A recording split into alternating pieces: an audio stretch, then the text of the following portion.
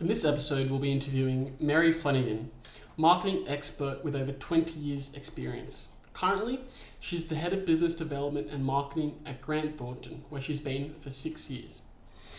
Her experience spans across a wide range of financial institutions such as Clayton Utz and Deutsche Asset Management. She was also a lecturer at UNSW with the highest student approval rating. This makes her probably one of the best guests to have on the podcast to talk about and advise students who want to get into the professional services marketing industry.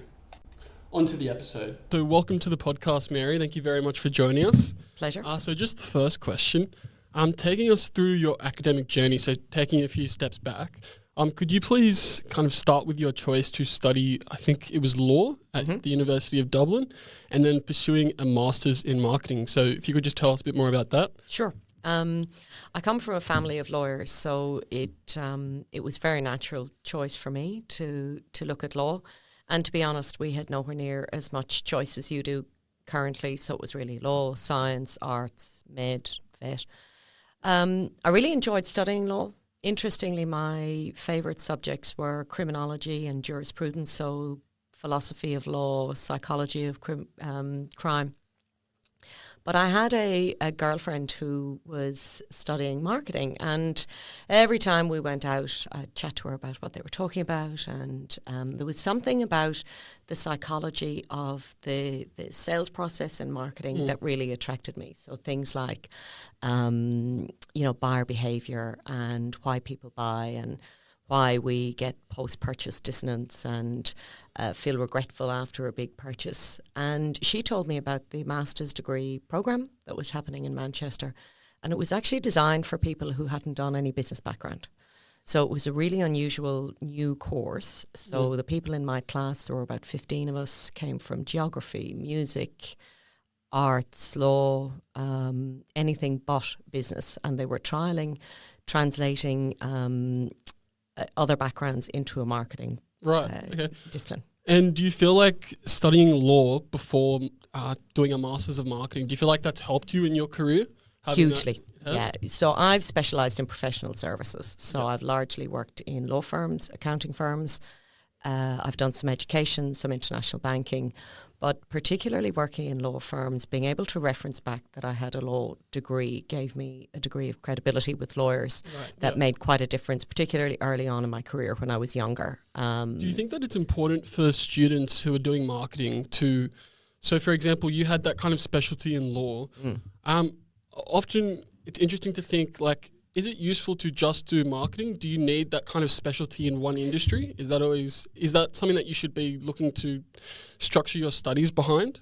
Not necessarily your studies, but more what studying law and working in law firms gave me was an understanding of their marketplace and an understanding of how lawyers think a little bit and what's important to them and that sort of thing. So I think it actually goes to, if you want to specialise in a particular area, that you get a real commercial understanding of that environment. Right, so kind of working in the environment. Working in the environment, speaking to people in the environment. If you want to work with accountants, you need to understand audit cycles, and you need, if you work with the restructuring part of the business, you need to understand the triggers for insolvency, that sort of thing. Yep. So one thing I would particularly say is to understand the commercial environment you're going into. Awesome, perfect. And kind of with your studies in Dublin, do you think that provided you with kind of different, I don't know, maybe a different perspective when you came to Australia and worked, or culturally, or just in general studying in a different country? Or it's all kind of pretty similar? Actually, it was very interesting studying in England as an Irish person in the 80s. Right. So one of the things I found, we had students from all over the world, but there was generally only one accent that was ever imitated, and that was the Irish one. There was a really interesting cultural balance thing to work out to what extent do you dig your heels in and say, I think that's a bit appropriate to tell a leprechaun joke, or to what extent do you roll with that? One of the things I loved about Australia when I came here was the much more multicultural environment. Yeah, that's right. So you kind of, it's just a mix of so many backgrounds that nobody takes much notice. Yeah, awesome. Well, I guess there's lots of Irish here anyway. So awesome. Students at UCID, we often get in terms of marketing, we often don't do, like, for example, business-to-business marketing, things like that. We're often taught just consumer marketing.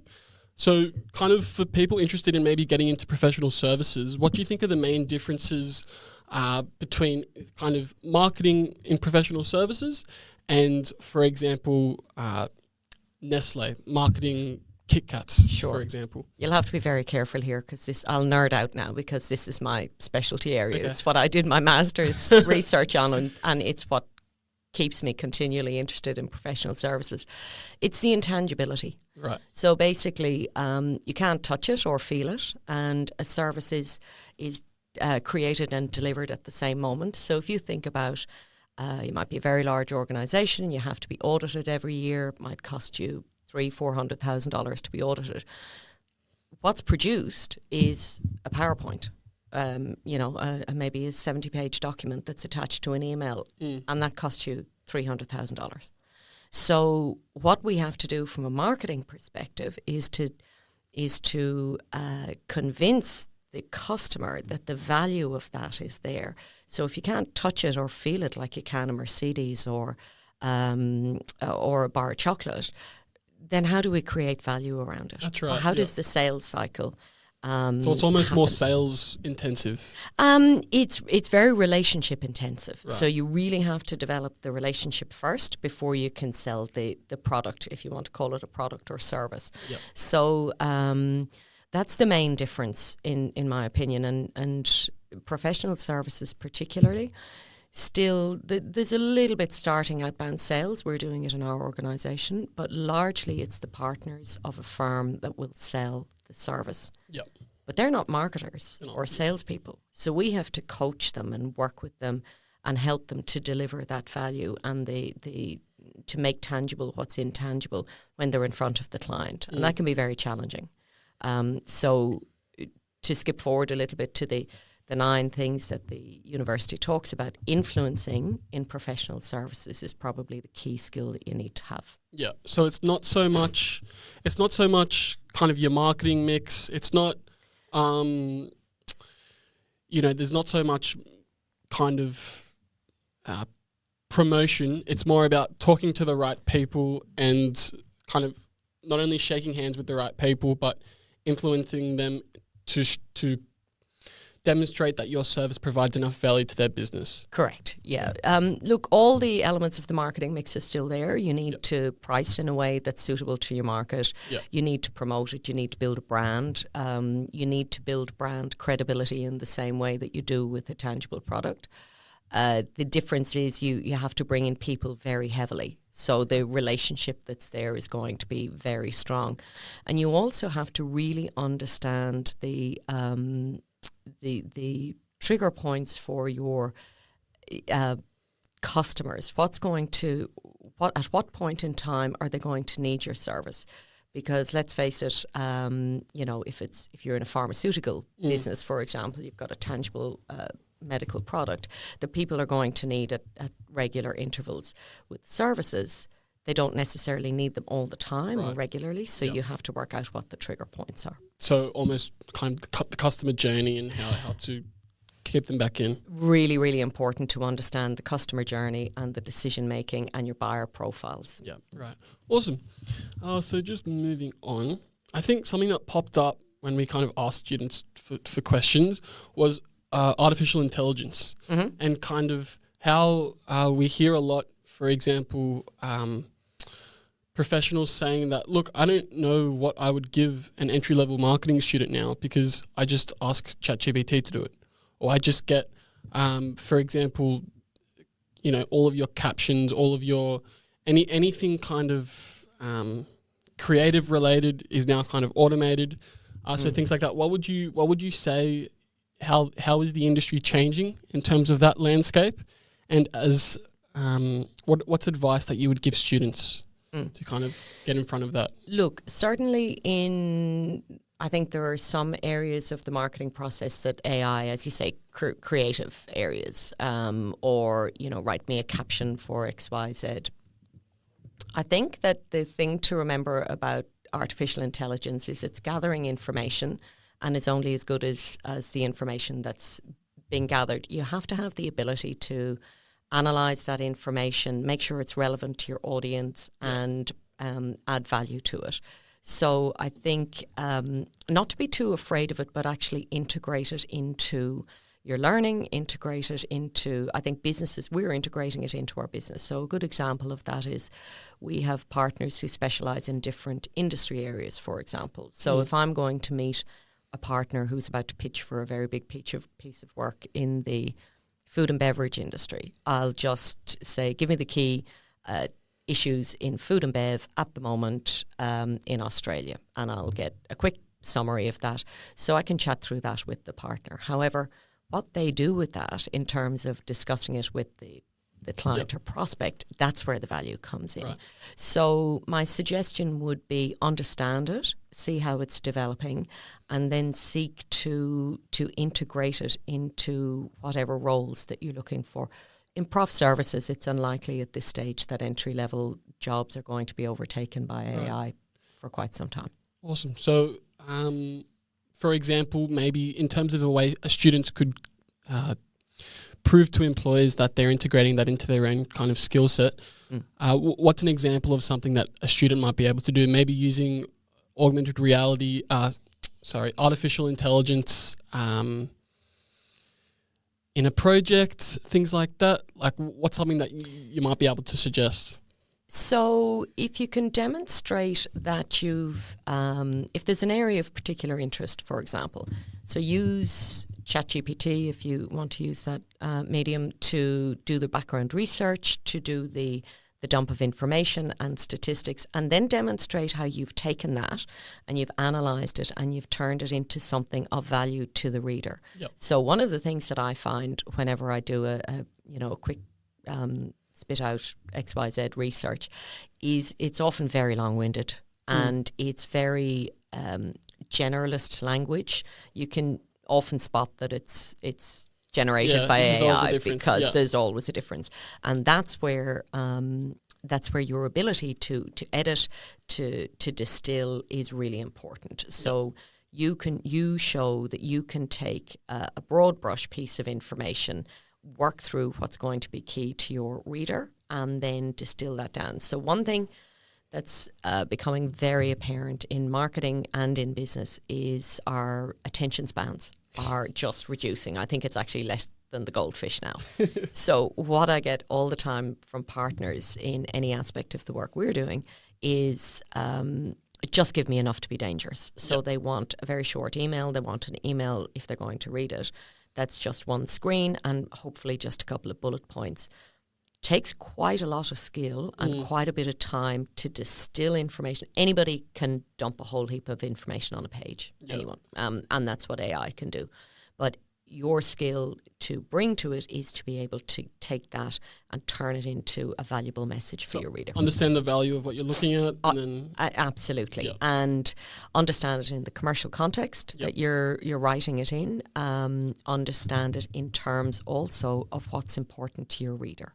So again, back to that point I made earlier, influence in the ability to influence is the key thing in professional services, because you will have partners who are your salespeople generally going out and talking to the client. So you're asking them to behave in a different way in order to be successful in selling the service.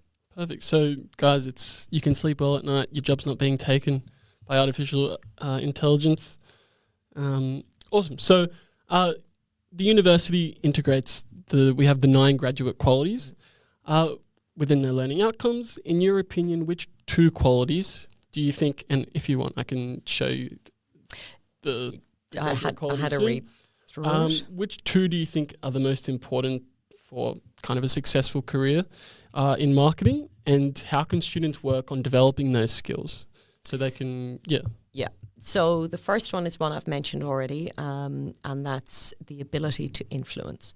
So the ability to understand what's driving your listener or the person that you're advising or that you're developing a campaign for or trying to persuade to buy, the ability to influence them to change their behaviours in order to get a better outcome. So how do you develop that skill? I think it's really important to do things like, if you play football, join the committee of the football club. See how decisions are made. See how the decision makers gather information. See how they look to the future, how they develop plans, all that sort of thing. So you can learn your place in that at a, often it's really good to do it at a volunteer level, because you can try and fail and then try again and then get better at it before you get into the work environment. Right. Yep. So, so like understanding how to work in a structure, an organizational structure. Yep. For example, in a sport team or a university club society. Absolutely. Or even in terms of social societies and things like that, develop the ability to understand where does the power lie, who's making the decisions, and it's not always necessarily connected to the title. Right. That's one thing I've learned through my career. Understand what's driving people to make decisions, and that then will apply not only to the customers if you're working in product marketing, but it will apply to the people you're working with in professional services like partners and directors, and trying to get them to go out and sell. So what's important to them, how are decisions made, and how can then you influence the outcome that's coming there. There was another one around, I think, on the list of integrating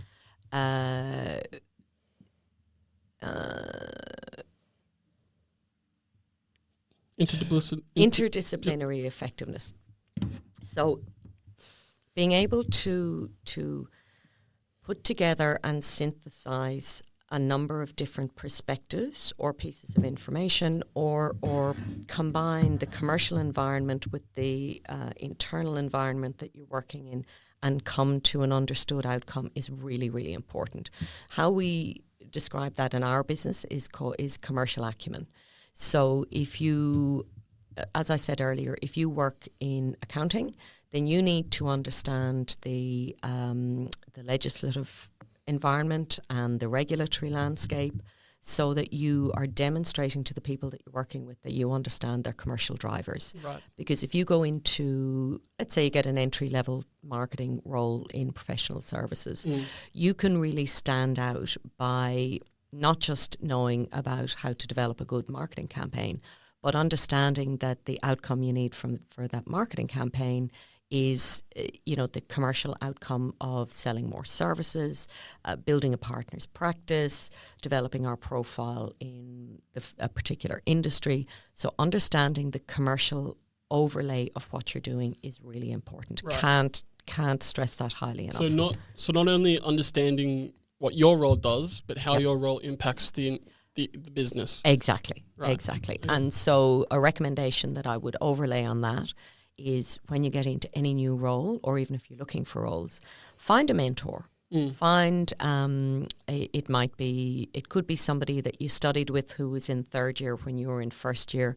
It could be perhaps a partner you get on particularly well with, or just tap into people with more experience all the time. Yep. I have found time and time again in the early stages of my career, I thought I should know how to do it all myself, and would stay quiet when I had no clue how to do something.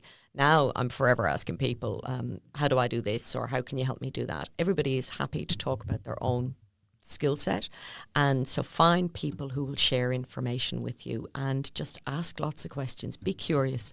Be curious. Do you have any examples of kind of maybe stories of mentors that you've had, or kind of how those graduate qualities that you were talking about have helped you in your career? Funnily enough, probably my most powerful story is not having a mentor. The very first professional services role I went into in a top-tier law firm in Sydney, I was very unprepared for. So I didn't really understand how commercial environments work, and neither had I ever managed a team. So I floundered pretty badly in the first year, because I believe very strongly that if you're going to be managing people, you have to be taught how to do that. It doesn't come naturally to most people, and that's a misapprehension that many people have, that I should be able to manage a team. And I didn't understand that whole thing of corporate decision making and where the power really lies. So I finally found myself a mentor about 12 months later, and they helped to, they basically sent me back to school, but kind of practical school. Yep. Go and learn how to manage a team, go and understand how to scope a commercial environment, and set me up to meet with various partners who helped contribute to my understanding of what I was doing. So it was a pretty ugly 12 months, but it improved hugely once I found somebody that I trusted to take feedback from. And that's the other thing. It's not going to be everybody. And it might not necessarily be your direct boss. But if it's somebody that you're prepared to sit down and take feedback from and learn from, then that could be hugely powerful. And I guess that kind of links in with influence, where you kind of learn also how, where influence lies and the politics of, I guess, corporate life. Yeah. Look, if you're constantly asking yourself in terms of the person you're trying to influence, what's in it for them? What's their objective? What's their goal? And how can my capability, understanding and knowledge help to contribute to that? So in my role with partners who are trying to build practices and to develop credibility in the marketplace, I just need to understand what makes them tick, how they like to behave. We help them with what an ideal client profile looks like so that we can help them go after the right clients rather than flounder around. So understanding your listener is really very important. And one final thing I'll say often about marketers is we can get very caught up in jargon. Yep. We understand what we're doing. We understand sales life cycles, ideal client profiles, campaign management, MarTech, all that sort of stuff. Generally, in my business, the listener has no clue what you're talking about. Right, so your ability to translate your technical capability into language that they know and understand and respond to is huge. Yeah, it's really important. Okay. And also, I think you were talking about kind of a shift in the professional service towards sales. If you just wanted to talk about that. Sure. So in my experience, the accounting firms have always been probably leading in terms of integration of marketing into what they did. Law firms a little bit behind, and then engineering probably similar to law firms. Right. So we've recently started to look at taking a degree of the sales process away from the partners. So we work with the partners to identify what an ideal client profile would be. Yep. And then we go and find them, and we go and start to develop relationships with those potential clients and look to then bring in either a qualified lead to the partner or potentially take the opportunity through to where you would be proposing and you only bring the partner in to show that we're technically capable. So that's fairly different for professional services. And what kind of benefit does that give, for example, the partners not doing that themselves? Well, the benefit is that they have more time to spend on their technical work.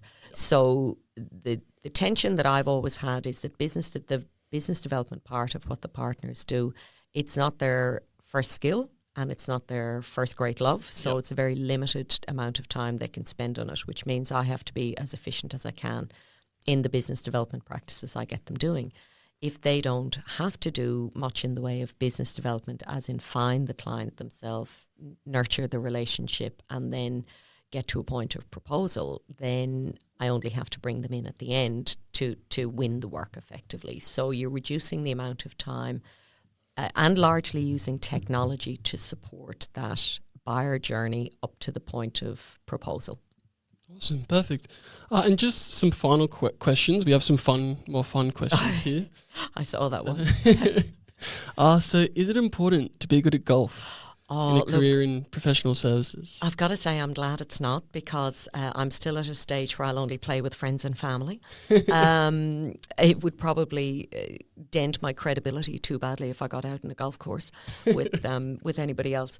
However, I think that's changing a little bit, but what it is important to, if the people that you're working with play golf, then know and understand enough about it that you can have a conversation. Yeah. So because what we do is all about relationships, I'm conversant in sailing and golf and AFL. I generally know the AFL ladder pretty well because our CEO is a mad Collingwood fan. Right. So it's always been a point of connection with him. Yeah. I would just suggest that, again, it's about that commercial acumen, Yep. curiosity, and understanding what's important to other people. Because once you do that and you have the basics of it, then you can start a conversation. So kind of that emotional intelligence. Absolutely. Yeah. Relationship building. It's all about relationship building. Yeah. Perfect. And finally, is there anything that you might change if you kind of went back to uni and had another go? Is there anything that you do differently, or not really? Certainly academically, no. I've been very, very lucky to still love what I do, marketing and professional services. What I would change is I would change two things. The first is before I was put in charge of managing a team, I would make sure that I had developed some skills to do that because it's a hard job. Yeah. And I would have found mentors earlier. I would have been much more prepared early in my career to ask for help.